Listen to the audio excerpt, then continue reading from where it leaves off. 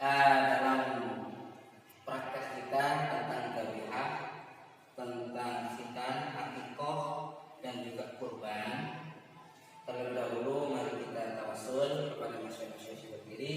Semoga ilmu yang kita dapat manfaat dan berkah. Ila hadratin Nabi wa Habibina Mustafa Muhammad sallallahu alaihi wasallam wa ila jami'il masyarakat berdiri sabiqon wal lahiqon. Bahasa Sulaiman ya Allah ya Bahar ya Ali ya Abdul Azim ya Nabi Hasan bin Hasan bin Nawawi ya Siraj bin Nawawi ya Syabdullah bin Nawawi ya Khalil bin Nawawi ya Hasan bin Nawawi ya Abdul Alim bin Abdul Jalil ya Nawawi bin Abdul Jalil wa sairin dzurriyyatihim wa auladihim syai'un lana lahumul Fatihah. A'udzu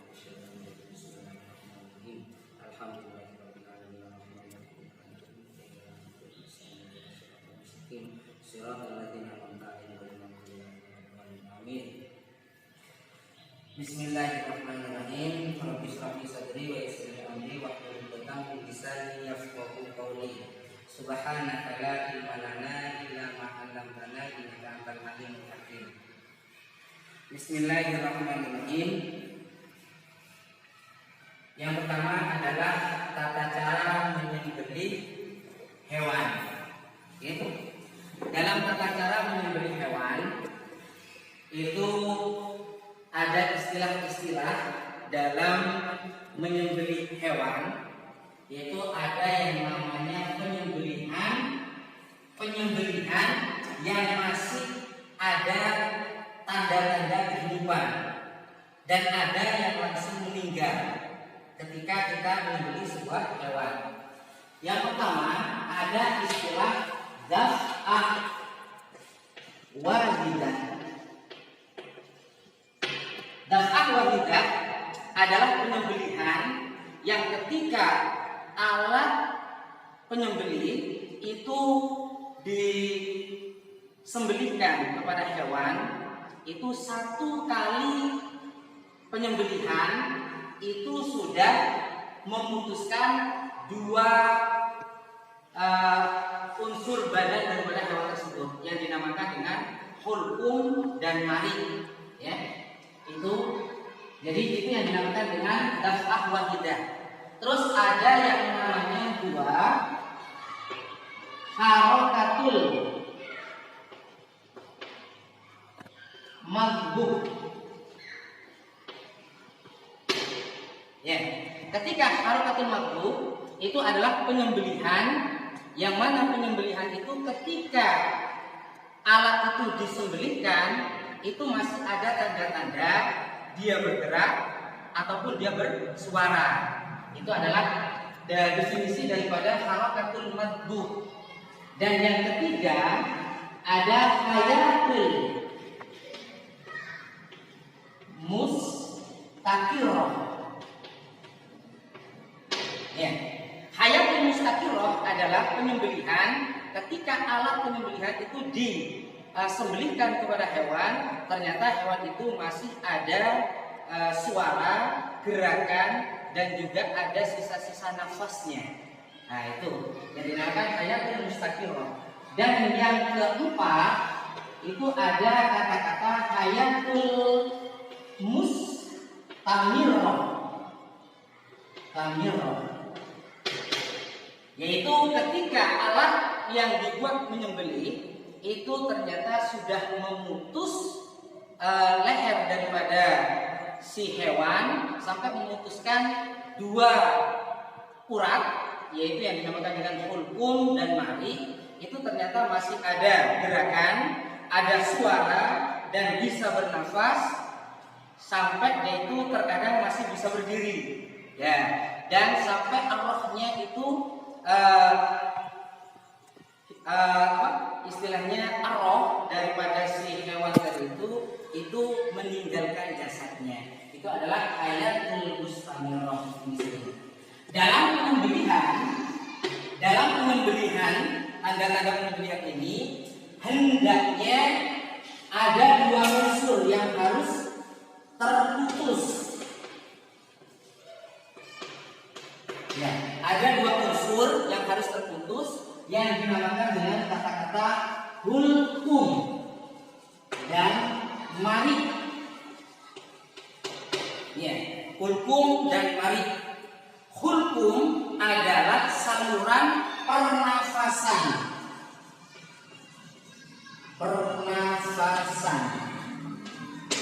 Sedangkan marik itu adalah saluran makanan.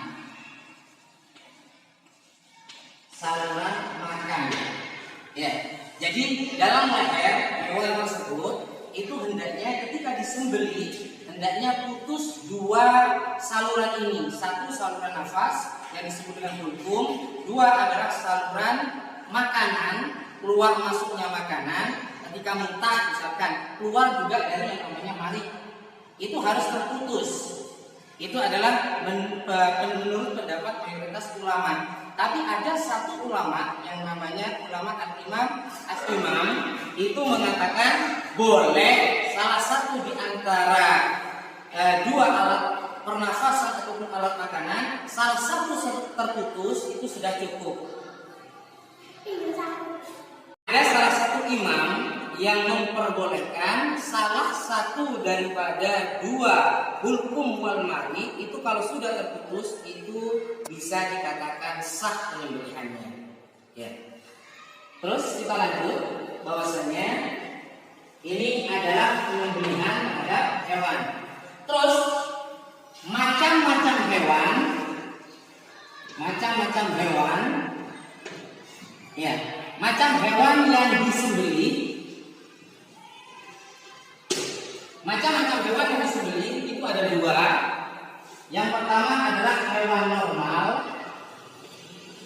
dan hewan tidak normal. Hewan normal adalah misalkan hewan yang jinak, ketika kita mau menyembelih itu tidak ada unsur kesulitan sama sekali. Ya, tidak ada unsur kesulitan sama sekali. Misalkan seperti kita hewan kambing, ya kan? Nah, itu hewan kambing dengan dibantu oleh beberapa teman kita atau orang-orang di sekitar kita, itu ketika menyembelih itu tidak ada unsur kesulitan sama sekali. Itu yang dinamakan dengan hewan normal. Terus kalau hewan yang tidak normal itu adalah ketika kita mau menyembelihnya, kita masih mau menangkapnya, atau kita ketika sudah ditangkap masih meronta-ronta dan kesulitan untuk menyembelihnya, itu yang dikatakan dengan hewan tidak normal. Lah, ketika hewan normal kita sembelih, ya, kita sembelih hewan normal tersebut, maka hendaknya hewan tadi itu satu kita sembelih, ya, di bagian tertentu. Misalkan kalau seandainya hewan tersebut seperti unta, ya seperti unta, maka hendaknya cara menyembelihnya bagian bawah unta. Kenapa unta ini kok leher bagian bawah yang harus kita potong? Bukan harus, ya. Yang dianjurkan untuk menyembelih bagian lehernya bagian bawah, ya, itu karena lehernya panjang. Ya. Bagian bawah. Kalau seandainya seperti halnya marmut, ya kan, yang mana lehernya itu terlalu pendek, maka dianjurkan untuk menyembelihnya itu bagian atas. Jadi bagian atasnya sekiranya hulkum wal mariknya itu bagian atas itu terputus. Itu kalau seandainya misalkan seperti marmut atau kelinci, ya, atau kelinci, pokoknya hewan-hewan yang lehernya pendek. Ya, yang lehernya pendek itu hewan-hewan tersebut harus dipotong bagian atas. Jikalau bagian bawah itu jikalau lehernya itu panjang. Sudah. Terus bagi orang yang menyembelih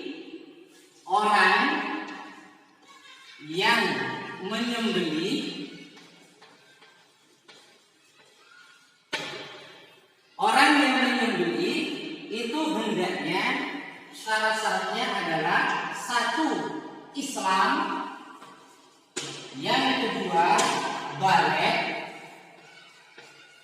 dan yang ketiga hendaknya itu kuat menyembelih.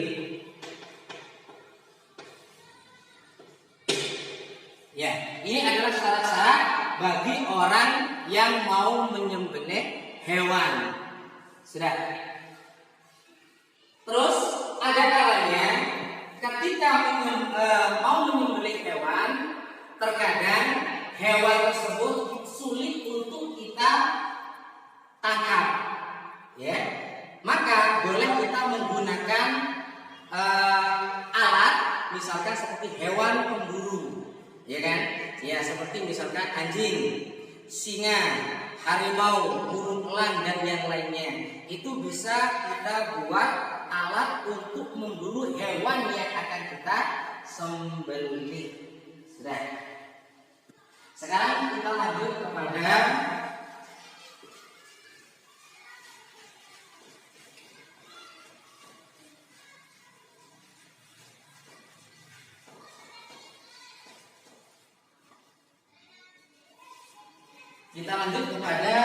kurban.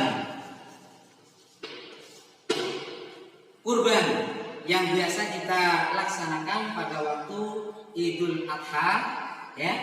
Sebagaimana surat ayat kedua daripada surat Al-Kautsar, inna a'tainakal kautsar fasholli lirabbika wanhar inna syani'aka huwal abtar. Fasholli lirabbika wanhar. Dan kata-kata wanhar itu berkurbanlah. Jadi kurban itu ada kriteria tersendiri. Bisa dikatakan kurban itu hukum kurban sunnah kifayah dan sunnah ain. Ada sunnah kifayah, ada sunnah ain. Sunnah kifayah adalah kesunahan bagi seseorang yang sudah balik dan mampu untuk berkurban, sedangkan dia hidup di tengah sebuah keluarga. Ada ibu, ada ayah, ada adik, atau ada kakak. Dalam kehidupan berkeluarga itu ternyata dia sudah bekerja dan dia mampu untuk berkurban dan umurnya sudah balik. Bagi laki-laki, kalau sudah pernah ihtilam, terus kalau seandainya belum pernah ihtilam, ternyata dia itu sudah umur 15 tahun ke atas. Itu adalah definisi daripada balik. Ketika dia itu sudah mampu ada dalam sebuah keluarga, maka dia itu disunahkan untuk mengeluarkan kurban. Ketika dia itu ada unsur sunnah ain.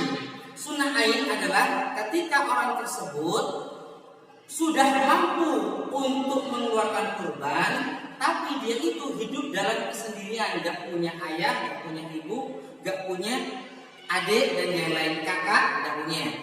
Maka dia itu karena sendiri sudah mampu, maka itu dia dihukumi sunnah ain, kesunahan pada dirinya sendiri, tidak sampai kepada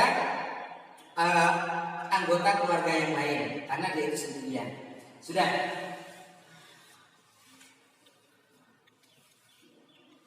Terus ada hukum di antara hukum sunnah kifayah dan sunnah ain, itu ada hukum wajib. Ya. Ada hukum wajib dalam berkurban. Kapan itu? Jikalau dia pernah bernadar. Misalkan dia pernah membeli seekor kambing, Nah, ketika dia membeli seekor kambing, dia berujar mengucapkan kambing ini akan saya sembelih untuk kurban di hari raya Idul Adha bulan depan misalkan.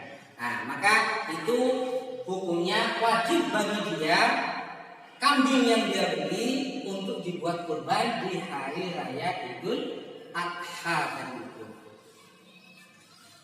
Sudah. Untuk kurban, ya, pelaksanaan. Ya. Dalam pelaksanaan kurban itu ada syarat-syaratnya. Di antaranya harus syarat-syaratnya yaitu adalah niat, ya, niat dan juga hari atau waktu pelaksanaan. Sudah. Jadi syarat-syaratnya ada niat, ada hari atau waktu pelaksanaan. Ketika dia itu niat, satu, jika dia itu menyembelih hewan itu sendiri, maka niatnya itu ketika dia itu menyembelih hewan tersebut itu berbarengan dengan niat, ya. Nah, berbarengan dengan niat, karena niat itu dalam satu definisi itu adalah fi'lun muqtaranan bi fi'lihi, ya, pekerjaan, ya, yaitu fi'lun atau qasdun, niat, menyengajakan di dalam hati yang bersamaan dengan perbuatan tersebut. Nah, itu al-qasdu muqtaranan bi fi'lihi. Terus untuk hari atau waktu pelaksanaan kurban itu pada waktu satu, terbitnya matahari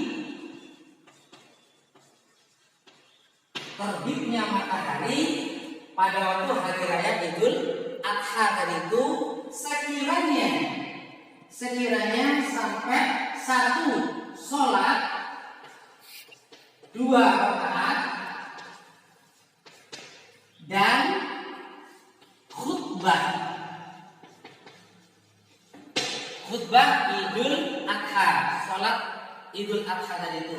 Jadi terbitnya matahari, yang mana ketika terbitnya matahari sudah cukup dalam melaksanakan 2 rakaat sholat Idul Adha dan juga selesai melaksanakan khutbah sholat Idul Adha itu sendiri, itu adalah awal daripada kurban bisa dilaksanakan.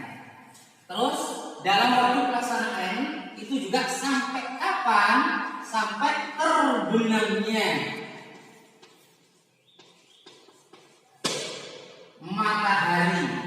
terbenamnya matahari pada tanggal 13, ya, 13 di bulan Dzulhijjah. Kalau ini tanggal 10 di bulan Dzulhijjah, ya, pada waktu pelaksanaan ibadah haji. Nah, dari tanggal 10 sampai tanggal 13 itu dinamakan dengan Yaumut Tasyrik. Ya, jadi dikatakan dengan Yaumut Tasyrik. Ya, sudah. Terus dia bisa, orang yang berkurban itu bisa dikategorikan mampu. Ya. Orang tersebut yang berkurban itu bisa dikategorikan mampu kapan? Jikalau dia satu bisa menafkahi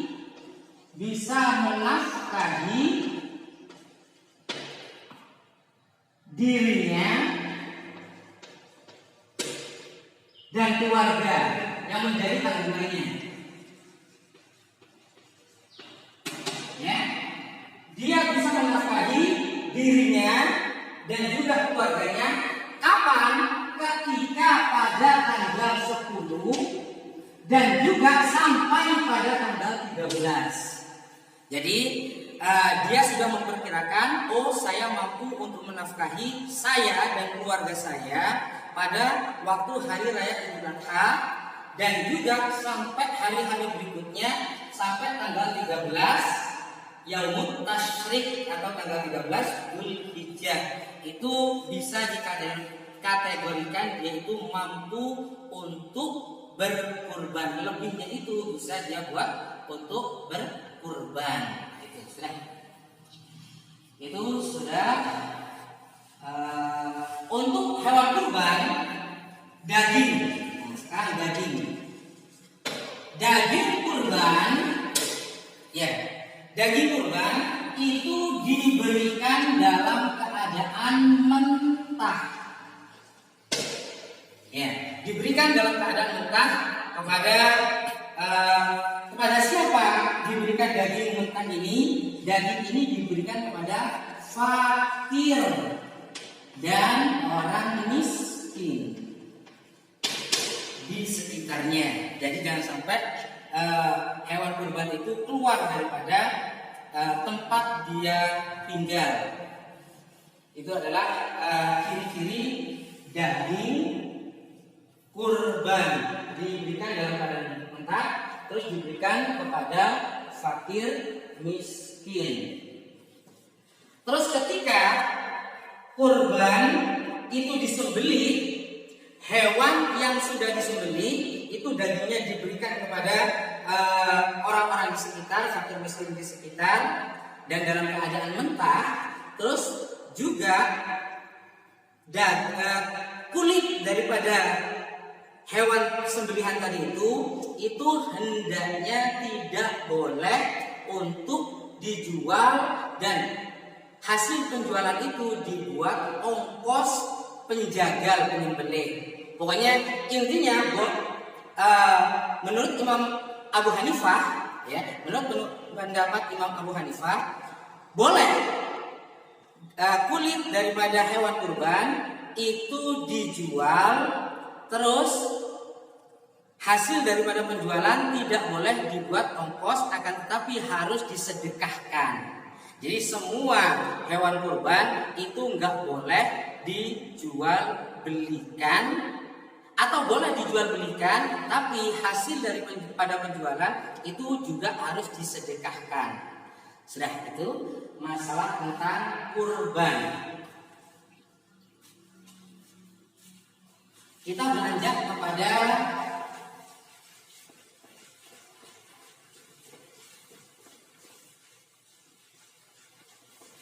yang namanya akikoh. Hewan akikoh, ya, sebagaimana hadis yang diriwayatkan oleh Sayyidatina Aisyah yang disampaikan oleh At-Tirmidzi, bahwasanya Nabi pernah berkata, seorang anak yang dilahirkan itu dia masih tergadaikan, ya, sampai dia itu mengeluarkan akikoh, ya, sampai mengeluarkan akikohnya. Terus akikoh itu bagi seorang anak itu dianjurkan untuk mengeluarkan akikoh bagi siapa?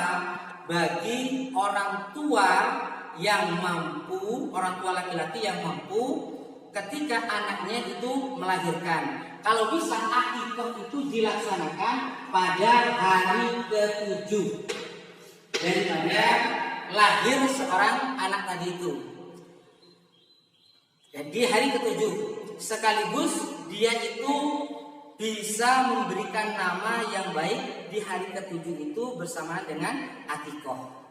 Akikoh itu sendiri dalam segi bahasa, ya, itu adalah potongan rambut daripada seorang anak, ya, daripada seorang anak. Tapi kalau seandainya dalam segi potongan rambut,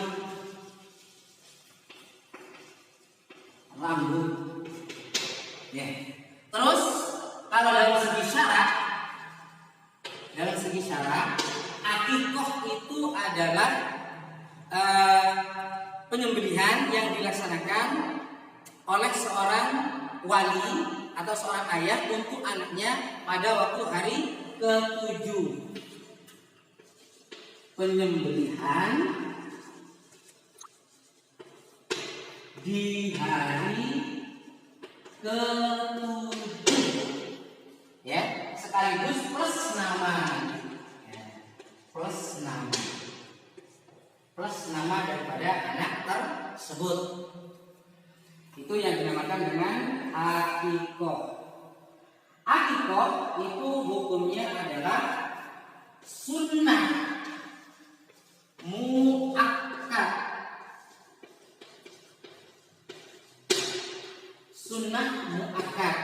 Sunnah muakkad dalam sebuah teks itu sunnah muakkad adalah kesunahan yang tidak pernah ditinggalkan oleh Nabi, yaitu sunnah muakkadun yang sangat dianjurkan karena Nabi belum pernah meninggalkan kesunahan-kesunahan tersebut.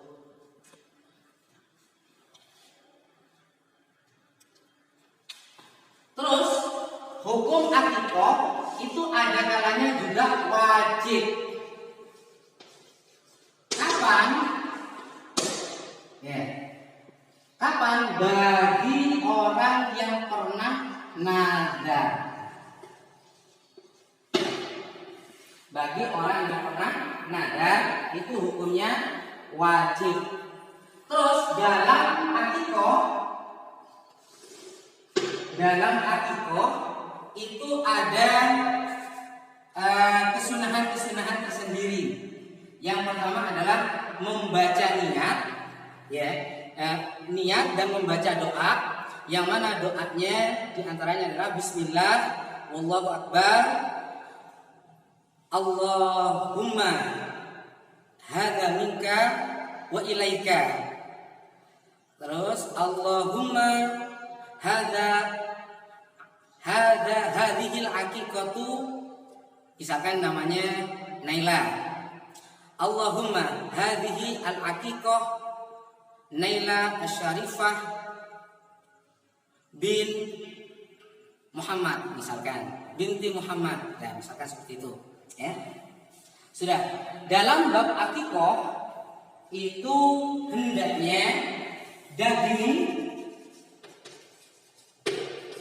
yang dalam aqiqah itu boleh berupa daging yang sudah masak, ya, dan boleh berupa daging yang masih mentah, ya.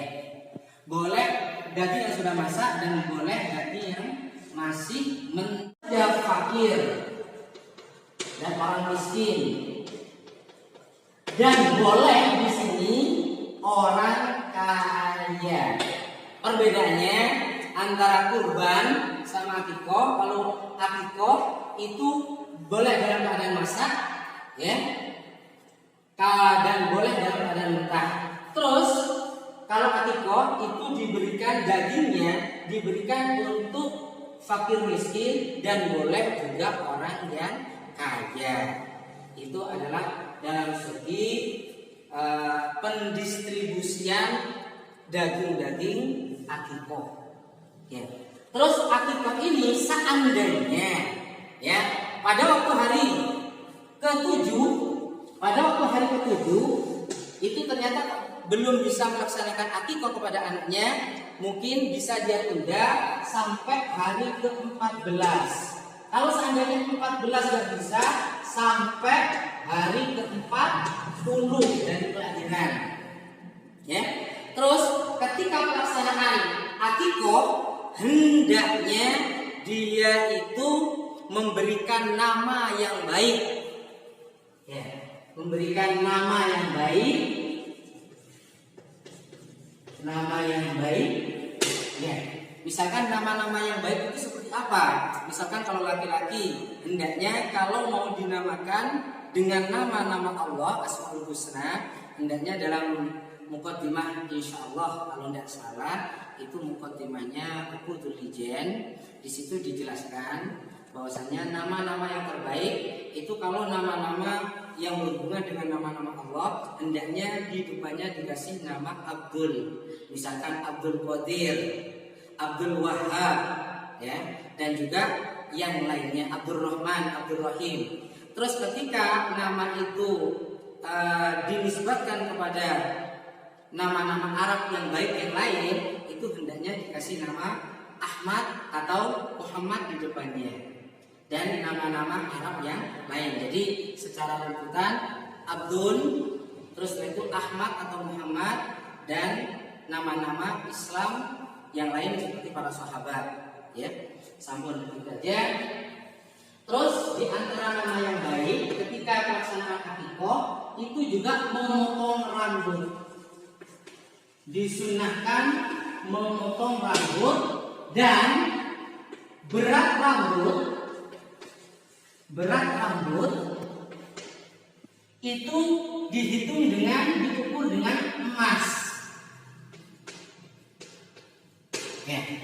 Jadi berat rambut ketika dipotong ketika pelaksanaan akikah, rambutnya itu ditimbang, dan ketika ditimbang itu dibelikan emas, emasnya itu disodakohkan, ya, disodakohkan kepada orang lain, ya, disodakohkan sebagai sodakoh daripada sang anak, ya. Terus diantaranya lagi dianjurkan, ya, dalam akikah, pelaksanaan akikah dianjurkan memakaikan wewangian di atas rambut si bayi, ya, jangan wewangian di rambut bayi yang diakikahi. Jadi hendaknya di istilahnya orang Jawa bunbunan itu dikasih wewangian, ya. Itu adalah anjuran ketika mengakikahi seorang anak. Dan ada lagi giat, yaitu hendaknya seorang bayi yang diakikahi itu dikunyahkan kurma atau manis-manisan, ya, seperti mana kurma itu dikunyah, setelah itu dimasukkan ke mulut si bayi tadi itu. Dan ketika mengunyah diusahakan mencari orang yang alim, orang yang soleh, dengan harapan kebaikan untuk si bayi tadi itu. Jadi dikunyahkan oleh orang yang soleh. Setelah dikunyah oleh orang yang soleh, dimasukkan ke mulut si bayi untuk dimakan. Itu adalah kesunahan dalam akikah. Terus sekarang kita beranjak kepada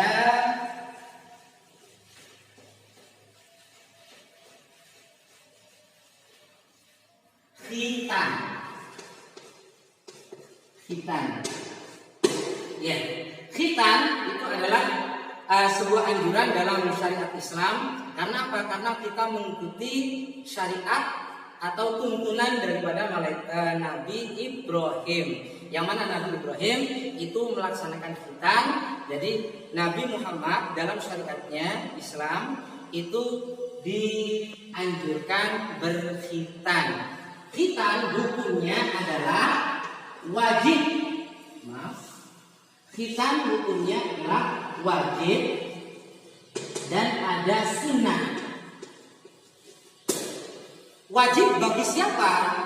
Wajib bagi laki-laki dan sunnah bagi perempuan.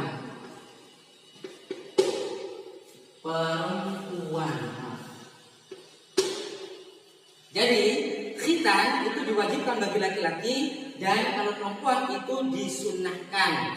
Nah, hukum wajib bagi laki-laki itu bagaimana cara mengkhitannya? Cara mengkhitannya adalah memutus ujung daripada alat kelamin laki-laki.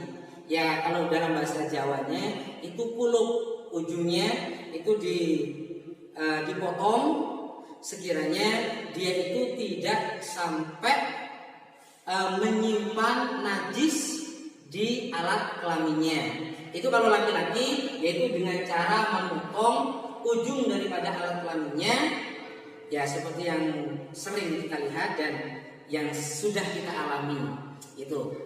Terus kalau perempuan itu bagaimana cara untuk menghitannya? Yaitu dengan cara memotong daging yang di atas kemaluan perempuan ketika dia itu kencing, dia itu memotong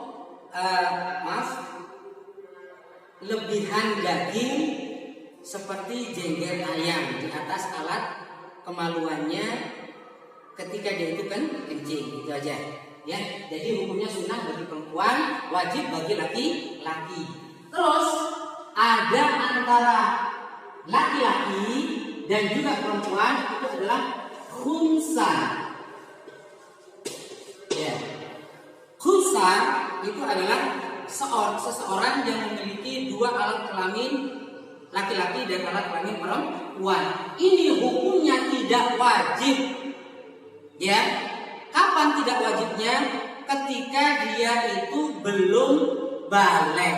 Ketika dia itu sudah balik, ya, sudah balik, anggap saja baliknya umur 15, maka dia itu hukumnya wajib untuk berkhitan. Ketika itu dia sudah balik. Nah, ketika dia balik, maka hukumnya adalah wajib untuk berkhitan. Ya, silakan.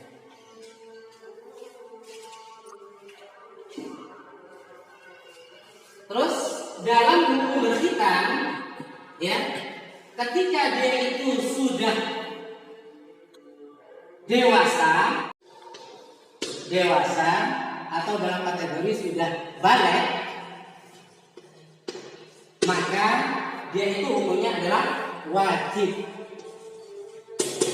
Ya, ketika seorang anak itu sudah dewasa dengan kategori sudah balik, maka dia itu mempunyai hukum wajib untuk berkhitan. Ketika masih anak-anak atau belum balik,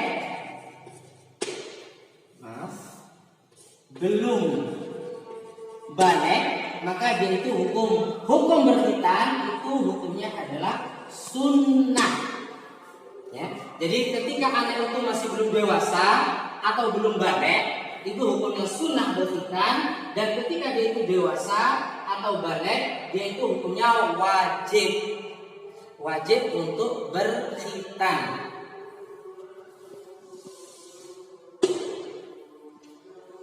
Ketika ada seseorang anak meninggal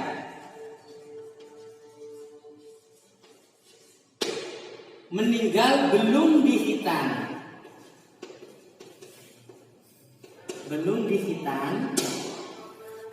bagaimana posisi daripada si mayat daripada anak kecil yang belum dikhitan menurut Imam Romli.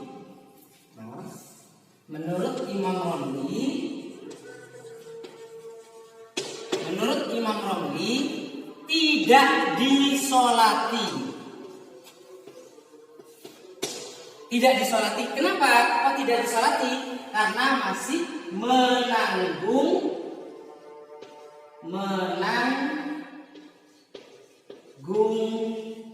najis. Itu menurut Imam Romli.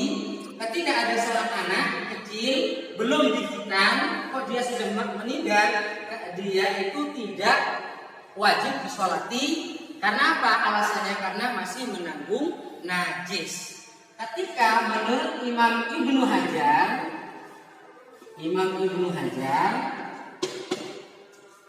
ya, di anak kecil yang masih belum dikhitan itu disolati, tapi ditayamumi terlebih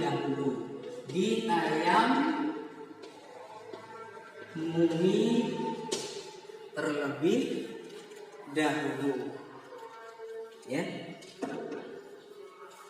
Nah, jadi ini menurut pendapat Imam Romli, anak kecil yang meninggal belum dihitan, dia itu tidak usah disolati. Kenapa? Karena dia masih mengandung najis. Ya. Terus kalau menurut Imam Ibnu Hajar itu tetap disolati, boleh disolati, akan tetapi cara mensucikannya itu dengan cara bertayamum. Itu adalah rangkaian daripada khitan. Ketika ada seorang anak, dia itu belum dihitan, maka dia itu hendaknya dihitan. Ketika dia itu sudah dewasa, maka wajib hukumnya bagi dia untuk dihitan dengan kategori dewasa itu apa? Sudah balik. Ya, perkiraan umur 15 ke atas, 16 sampai seterusnya belum dihitan, itu hukumnya wajib untuk dihitan. Ketika anak itu masih belum balik, ya, belum ihtilam, belum pernah tidur bermimpi keluar mani, maka dia itu hukumnya masih sunnah untuk dihitan. Terus ketika ada seorang anak meninggal, dia masih dalam keadaan belum dihitan, menurut Imam Romli itu hukumnya tidak usah disolati karena dia masih menanggung najis. Kalau menurut Imam Ibnu Hajar, dia boleh disolati, dan sebelum dia disolati dia boleh disucikan dengan bertayamum. Demikian dari saya banyak kekurangan, banyak kekhilafan. Itu yang bisa saya sampaikan. Kurang lebihnya mohon maaf. Wabillahi taufiq wal hidayah, wabiridha wal inayah. Assalamualaikum warahmatullahi wabarakatuh.